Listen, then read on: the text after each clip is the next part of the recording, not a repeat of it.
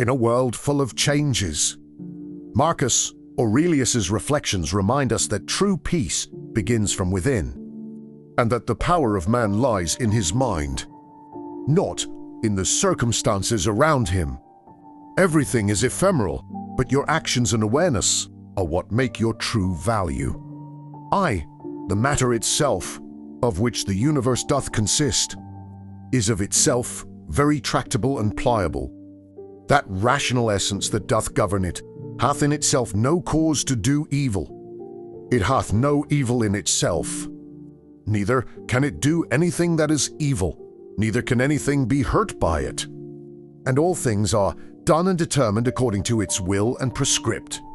2. Be it all one unto thee, whether half frozen or well warm, whether only slumbering, or after a full sleep, whether discommended or commended thou, do thy duty, or whether dying or doing somewhat else.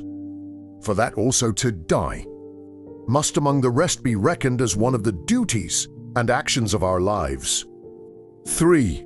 Look in, let not either the proper quality or the true worth of anything pass thee, before thou hast fully apprehended it. 4. All substances come soon to their change, and either they shall be resolved by way of exhalation, if so be that all things shall be reunited into one substance, or as others maintain, they shall be scattered and dispersed. As for that rational essence by which all things are governed, as it best understandeth itself, both its own disposition and what it doth, and what matter it hath to do with, and accordingly doth all things. So we that do not, no wonder if we wonder at many things, the reasons whereof we cannot comprehend. V. The best kind of revenge is not to become like unto them. Vi. Let this be thy only joy and thy only comfort. From one sociable kind action without intermission to pass unto another, God being ever in thy mind. V. The rational commanding part, as it alone can stir up and turn itself, so it maketh both itself to be, and everything that happeneth, to appear unto itself as it will itself. 8. According to the nature of the universe, all things particular are determined, not according to any other nature, either about compassing and containing, or within, dispersed and contained, or without, depending. Either this universe is a mere confused mass, and an intricate context of things, which shall in time be scattered and dispersed again, or it is an union consisting of order, and administered by providence. First, why should I desire to continue any longer in this fortuite confusion and commixtion? Or why should I take care for anything else, but that as soon as may be I may be earth again? And why should I trouble myself any more whilst I seek to please the gods? Whatsoever I do, dispersion is my end, and will come upon me whether I will or no. But if the latter be, then am not I religious in vain. Then will I be quiet and patient, and put my trust in him who is the governor of all. 9. Whensoever by some present hard occurrences thou art constrained to be in some sort troubled and vexed, return unto thyself as soon as may be, and be not out of tune longer than thou must needs, for so shalt thou be the better able to keep thy part another time, and to maintain the harmony.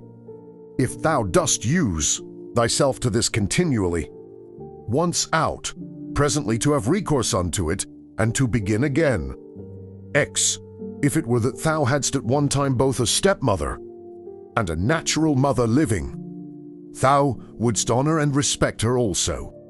Nevertheless, to thine own natural mother would thy refuge and recourse be continually. So let the court and thy philosophy be unto thee. Have recourse unto it often, and comfort thyself in her, by whom it is that those other things are made tolerable unto thee, and thou also in those things not intolerable unto others. She, how marvelous useful it is for a man to represent unto himself meats, and all such things that are for the mouth, under a right apprehension and imagination. As for example, this is the carcass of a fish, this of a bird, and this of a hog, and again more generally, this falernum, this excellent highly commended wine, is but the bare juice of an ordinary grape. This purple robe, but sheep's hairs, dyed with the blood of a shellfish. So for coitus it is but the attrition of an ordinary base entrail, and the excretion of a little vile snivel, with a certain kind of convulsion, according to Hippocrates, his opinion. How excellent useful are these lively fancies and representations of things, thus penetrating and passing through the objects, to make their true nature known and apparent. This must thou use all thy life long, and upon all occasions, and then especially when matters are apprehended as of great worth and respect.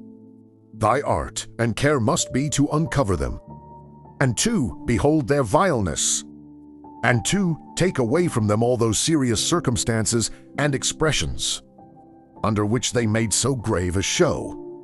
For outward pomp and appearance is a great juggler, and then especially art, thou most in danger to be beguiled by it, when to a man's thinking thou most seemest to be employed about matters of moment.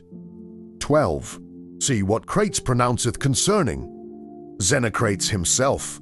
13. Those things which the common sort of people do admire are most of them such things as are very general, and may be comprehended under things merely natural, or naturally affected and qualified, as stones, wood, figs, vines, olives.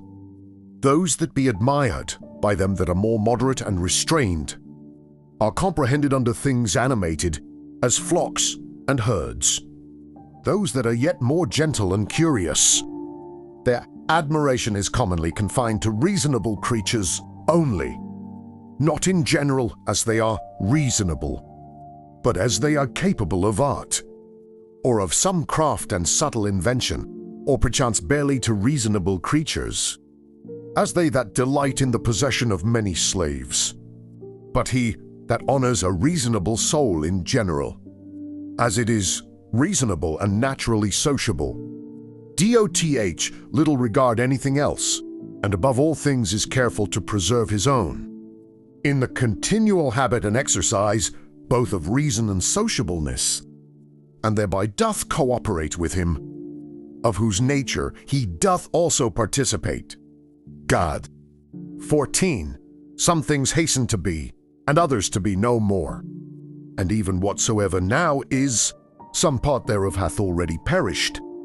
Perpetual fluxes and alterations renew the world, as the perpetual course of time doth make the age of the world of itself, infinite to appear always fresh and new. In such a flux and course of all things, what of these things that hasten so fast away should any man regard? Since among all there is not any that a man may fasten and fix upon, as if a man would settle his affection upon some ordinary sparrow living by him, who is no sooner seen than out of sight. For we must not think otherwise of our lives than as a mere exhalation of blood, or of an ordinary respiration of air. For what in our common apprehension is to breathe in the air and to breathe it out again, which we do daily, so much is it and no more, at once to breathe out all thy respirative faculty into that common air from whence, but lately as being but from yesterday, and today thou didst first breathe it in, and with it life,